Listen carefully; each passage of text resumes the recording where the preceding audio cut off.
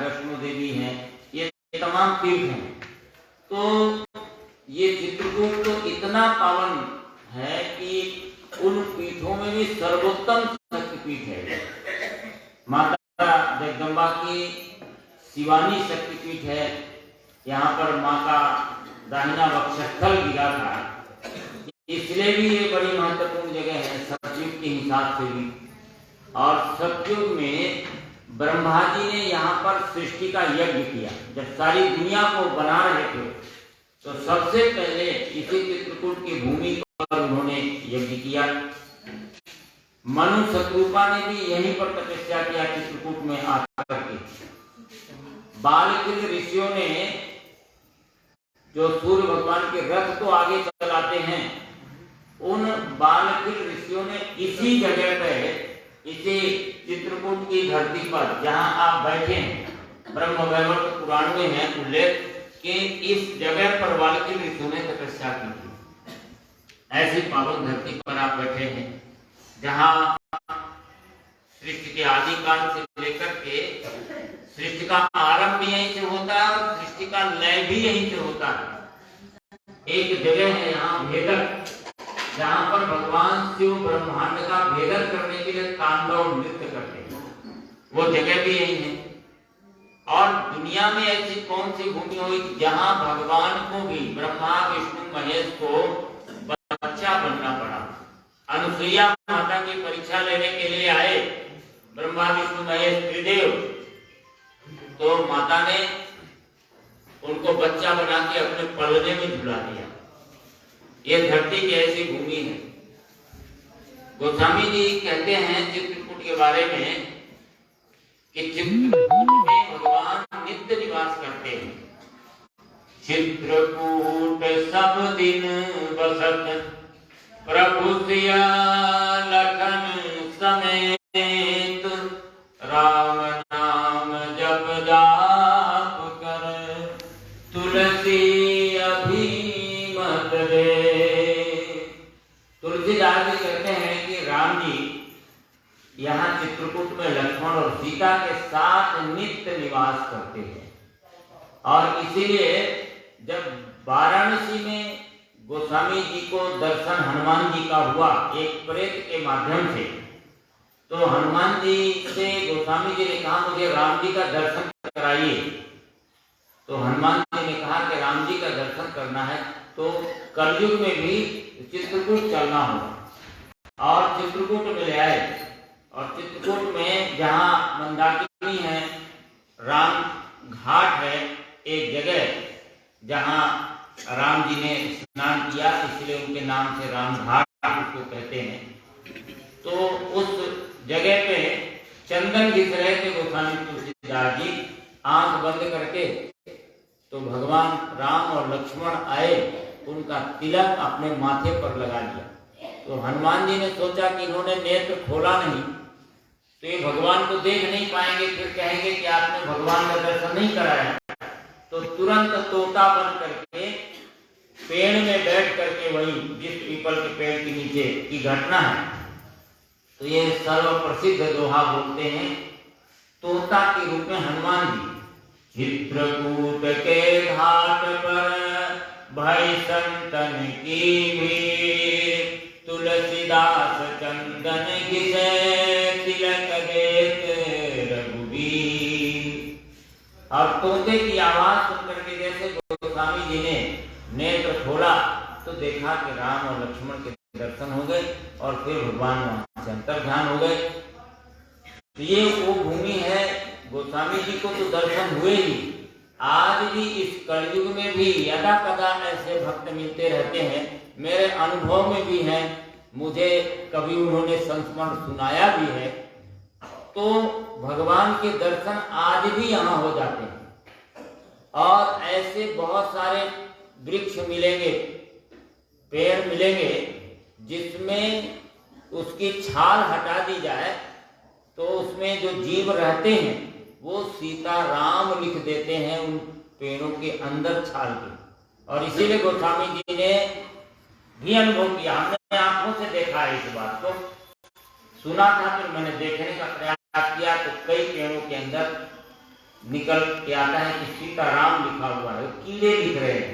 इसीलिए गोस्वामी जी कहते हैं चित्रकूट के विहंग मृग बेल बिटप तृण जात धन्य धन्य यश कहे सब देव दिन रात। देवता भी धन्यवाद देते हैं चित्रकूट में कीड़े मकोड़े के रूप में भी जो की साधना की जाए तो इसका मुकाबला अन्यत्र कहीं किया जा सकता, सबसे बढ़िया जगह साधना की है, ये गोस्वामी जी ही कह रहे हैं। और जगह जप तप करे ठाढ़ रहे व्रत मौन चित्रकूट डोलत फिरत तब हुन तुलसी तौल। और स्थान पे यदि कोई जब तप तपस्या की जाए उसकी तुलना में यदि इस चित्रकूट में जब किया जाए तप किया जाए तो वो इतने गुना है कि उसकी तुलना नहीं की जा सकती है। ये ऐसी भूमि है, थोड़ा भी यहाँ पर पुण्य, यहाँ केवल घूम फिर लीजिए, आपने घूम लिया ये बराबर है। क्योंकि राम जी जब चित्रकूट में आए तो एकमात्र ऐसी जगह है जहां राम जी प्रसन्न हो गए। वनवास के बाद भी यहाँ पर रघुनंदन प्रसन्न हो जाते हैं और उनको लगता है कि मैंने हजार सुनी सुनी मुनि आए। चित्रकूट में जब भगवान यहाँ आए तो ऐसे बिल्कुल छा गए सब जगह। आज भी लगता है कि राम जी यहाँ हैं, कण कण में उनका अस्तित्व प्रमाणित होता रहता है यहाँ पर। और इस भूमि के लिए तो और भी तुलसीदास जी ने कहा कि हम लोग बड़े बड़े महात्मा साधु संत, हमको भी ये जब संसार रूपी सर्प डसता है तो ये संसार का विष हमको भी करता है, तो हम दौड़ करके चित्रकूट आ जाते हैं। और ये दवा है, दवा औषधि, संसार रोग की दवा गोस्वामी जी कहते हैं। भव भुजंग तुलसी नकुल दशक जान हरिले चित्रकूट एक औषधि चितवत होत सचेत। जैसे नेवला की और सर्प की लड़ाई होती है तो नेवला को भी सर्प काटता है तो विष नेवले को भी लगता है, लेकिन वो नेवला एक जड़ी बूटी जानता है, उसको सूंघ करके आता है तो फिर सचेत हो जाता है, विष उतर जाता है, फिर लड़ता है। ऐसे गोस्वामी जी कहते हैं हम बैरागियों को भी जब संसार का राग सताता है तो हम चित्रकूट आ जाते हैं तो ये राग उतर जाता है, इसका नशा उतर जाता है और फिर हम संसार में लड़ने लगते हैं। ऐसे यहाँ जब दक्ष जी को श्राप लगा, दक्ष जी ने श्राप दिया जब नारद जी को, तो नारद जी इसी भूमि पर आकर के तपस्या करते हैं, शाप मुक्त होते हैं। प्रचेतस दक्ष यहीं पर हुए और यहीं से उन्होंने सृष्टि की रचना का कर्म, उनकी 64 कन्याओं से सृष्टि की रचना होती है, भागवत में इसका उल्लेख है और वो ये चित्रकूट की भूमि है, यहीं से ये हुआ। और आपने द्वापर में पांडवों के अज्ञातवास की बात सुनी होगी। यक्ष और युधिष्ठिर का संवाद जो हुआ, वो यक्ष युधिष्ठिर का संवाद भी यही चित्रकूट में धाराकुंडी के पास एक जगह है, प्रचेतस दक्ष की राजधानी थी, वहीं पर ऐसी घटना हुई। त्रेता में तो भगवान राम ही आए यहाँ पर, और उस समय ऐसे बड़े बड़े ऋषि यहाँ तपस्या करते थे कि जिनकी तपस्या से प्रभावित होकर के राम आए थे। और कहीं चले जाते, कुल्लू मनाली तो और बढ़िया सुंदर जंगल के पास जाए। और वाल्मीकि बहुत बड़े ऋषि थे जिन्होंने रामायण लिखा है, भगवान राम के समय थे और वो भगवान राम को महिमा सुनाते हैं। चित्रकूट महिमा अमित कही महामुनि गाय, आय नहाय सरित गल प्रिय सहित गौभाय। बढ़िया महिमा सुनाई राम जी को चित्रकूट के बारे में, मंदाकिनी के बारे में, यहाँ के ऋषि मुनियों के बारे में। तो राम जी इतने प्रसन्न हुए कि सबसे पहले आकर के मंदाकिनी में स्नान किया। मंदाकिनी में क्यों किया? कि ये मंदाकिनी गंगा से भी पवित्र मानी। सुरसरी धार नाम मंदाकिनी, सो सब मोदक पातक डाकी। सुरसरी है, भगवान के चरणों से जो ब्रह्मा जी ने पैर धोया था उनके चरणों को सप्तलोक में, वही गंगा बना। और वो गंगा कमंडल में ब्रह्मा जी के रही। जब भगीरथ ने तपस्या किया और गंगा धरती पर उतरी तो भगवान शिव ने अपने जटाओं में धारण किया। और भगवान शिव ने जब भगीरथ के कल्याण के लिए जटाएं खोली तो 3 धाराएं बनी। एक तो बड़े वेग से धरती के नीचे चली गई जो भोगावती कहलाती है, और एक धारा ब्रह्मलोक को फिर से वापस चली गई, देवलोक को चली गई, जिसको सुरसरी कहा। सुरसरी धार नाव मंदाकिनी, उसी को मंदाकिनी कहा। और वो कैसे धरती पर आई? एक तो भागीरथी के नाम पर गंगा जी का स्नान करके ही आ रहे प्रयागराज में, वो भागीरथ के साथ गई।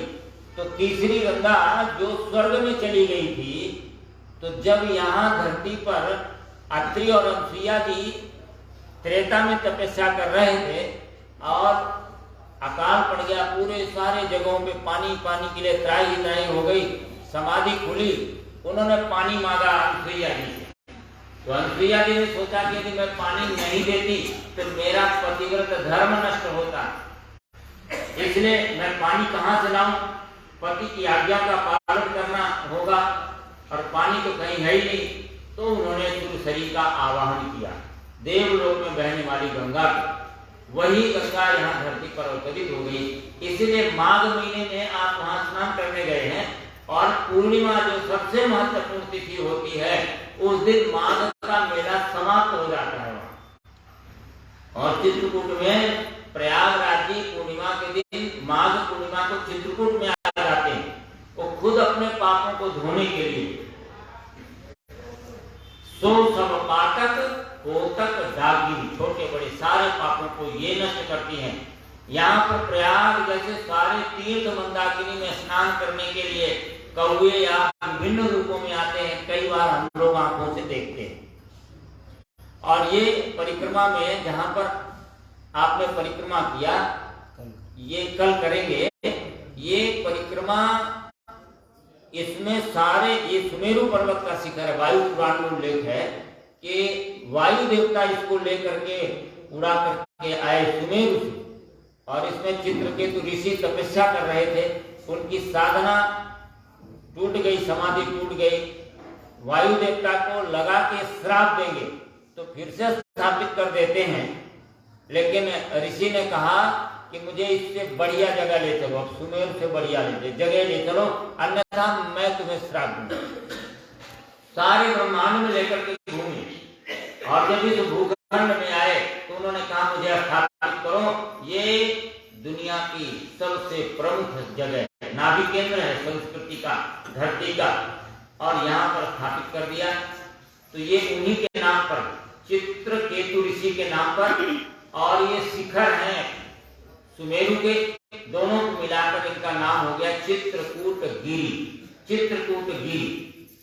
और इसमें मां जगदम्बा का, सती जी का दाहिना वक्षस्थल गिरा, तो ये हो गया शक्तिपीठ। और राम जी को बड़ा काम करना था, धरती का कल्याण करना था, अवतार थे भगवान नारायण के, तो उन्होंने इसको नारायण क्षेत्र के रूप में चयन किया, और यहाँ पर आके 12 वर्षों तक तपस्या की, मां जगदम्बा की आराधना की, और उनकी शक्ति से ही भगवान को इतनी शक्तियां मिलती हैं कि वो जैसे आगे बढ़ते हैं दर्शन करने के लिए, ऋषि सर्वंग ऋषि को दर्शन करने के लिए जाते हैं, और सर्वंग ऋषि इतने बड़े तपस्वी थे कि स्वयं ऐसा लगता था कि धरती में सूर्य चमक रहा। लक्ष्मण जी ने पूछा राम जी से कि धरती में सूर्य कैसे उगा हुआ है? तो बोले ये सूर्य नहीं, ये सर्वभंग ऋषि तपस्या कर रहे हैं।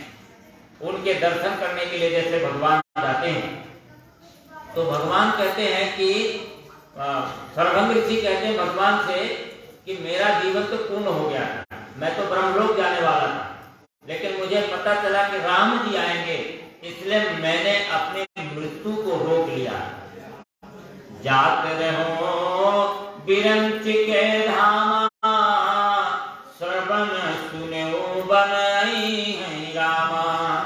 मैंने सुना कि राम जी आने वाले हैं, तो हमने अपने जीवन को रोक लिया, और आज इतने दिनों की प्रतीक्षा के बाद आपका दर्शन हो गया। चितवत पंथ रहो दिन राती, आज देखे शीतल बैठाती। आज आपको देख करके हृदय प्रसन्न हो गया, और उन्होंने योगाग्नि प्रकट करके अपने शरीर को त्याग दिया।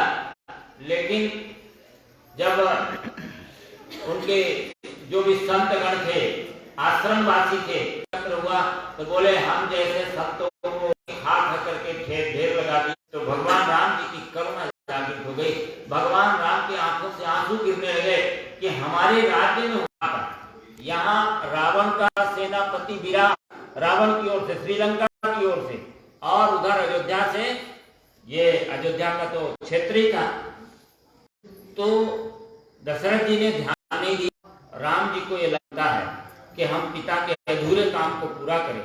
उन्होंने संकल्प कर दिया, निश्चरहीन करहु भज उठाए प्रण कीन, सकल मन जाय जाय सुख दीन। भुजा उठा के संकल्प कर दिया कि मैं इस धरती को राक्षसों से रहित करूंगा। और इसी संकल्प ने भगवान इसी संकल्प को पूरा करने के लिए दक्षिण की ओर बढ़े हैं, और इसी संकल्प के कारण वो ब्रह्मांड नायक भगवान राम बन गए। सारे धरती में पूजनीय बन गए हैं। इस चित्रकूट की भूमि ने ही राम को रामत्व प्रदान किया है, और सारी धरती में उनको भगवान साबित किया है। यही की तपस्या ने, तो ये यहीं पर रहकर के गिरिराज पर उन्होंने तपस्या की, और इनमें सारे तीर्थों का निवास माना। इनमें सारे देवता ऋषि मंडल निवास करते हैं, और वाल्मीकि जी लिखते हैं इसके नीचे क्षीर सागर का भाग है। और हम लोग आंखों से देखते भी हैं कि कभी कभी वहां पर कामदगिरि के मुख से दूध निकलता है, और कभी कभी मंदाकिनी में दूध की धारा बहती है। 30 वर्षों 34 वर्षों में 3 बार मैंने आंखों से देखा है उस धारा को। तो ये ऐसा जीवंत और जागृत तीर्थ अभी भी है। यहाँ कण कण में राम जी की सत्ता विद्यमान है, और मंदाकिनी जैसी पावन नदी है, जहाँ प्रयागराज को भी स्नान करने के लिए आना पड़ता है। बाकी और चीजें आप गुप्त गोदावरी और स्फटिक शिला और हनुमान धारा, ये सब आप देख आए होंगे। भरतकूप है, जिसमें सारे तीर्थों का जल एक कूप में, जब भगवान के राज्याभिषेक करने के लिए सारे दुनिया के तीर्थों का, ब्रह्मांड के जल लेकर के आए थे भरत जी। तो राम जी ने जब स्वीकार नहीं किया, तो भरत जी ने सोचा इस पावन पवित्र जल को क्या करें। तो अत्रि जी ने कहा कि पास में एक कूप है, जो अनादि सिद्ध स्थल था, लेकिन समय के कारण लोग उसे भूल गए हैं। ये जल आप वहां डाल दो, जिसके कारण से यह फिर से जागृत हो जाएगा, और दुनिया के लोग तुम्हारे नाम से भरतकूप कहेंगे। आज इसमें गंगा जैसा पवित्र जल है, उस जल को आप रखिए, कभी कीड़े नहीं पड़ते। उस जल को पान करिए, आपको तमाम दवा का काम करता है, और उसमें समुद्र जैसी लहरें दिखती उस कुएं में, कहीं ऐसा कुएं में नहीं दिखेगा। और साथ ही वो पूरी की पूरी गंगा से संबंध रखता है, कभी भी उसका आज तक जल समाप्त नहीं हुआ। ऐसा वो जीवंत तीर्थ है। पूरे चित्रकूट में है तो कम से कम 200 जगह हैं। अंदर जंगल में है, बहुत सारे ऋषि मुनि संतों की तपस्या की जगह है, पर यहाँ आना ही बड़े सौभाग्य की बात है। और इस गायत्री शक्तिपीठ में आना, जहाँ पर बहुत वर्षों से 40 वर्षों से नित्य यज्ञ होता है और माँ गायत्री की प्रतिमा की स्थापना आज के अवतार, युगावतार, भगवान कल्कि के अवतार कहिए, जैसे भगवान राम कृष्ण के अवतार हुए, ऐसे ही अवतारी सत्ता के रूप में परम पूज्य गुरुदेव पंडित श्री राम शर्मा आचार्य जी का अवतरण हुआ संस्कृत पुरुष के रूप में। उनके हाथों से ही गायत्री माता की प्रतिष्ठा हुई। जिस समय इनकी प्रतिष्ठा हो रही थी उस समय एक दिव्य ज्योति इस धरती पर आई और समा गई। हजारों लोगों ने देखा, सिद्ध जगह है। यहाँ पर आए हुए व्यक्ति के मनोकामना पूर्ति से लेकर दुख दर्द से लेकर के सब भगवती की कृपा रहती, लोग तमाम आते हैं। आप ऐसे जगह पे रुके, आपका जीवन निश्चित रूप से परम पावन और पवित्र होगा। बहुत बहुत शुभकामनाओं और गायत्री माता के दिव्य आशीर्वाद के साथ आपके चित्रकूट आने की तीर्थ की मंगल कामना करते बोले गायत्री माता की, चित्रकूट धाम की, गिरि भगवान की, पवन सुत हनुमान की, मंदाकिनी मैया की।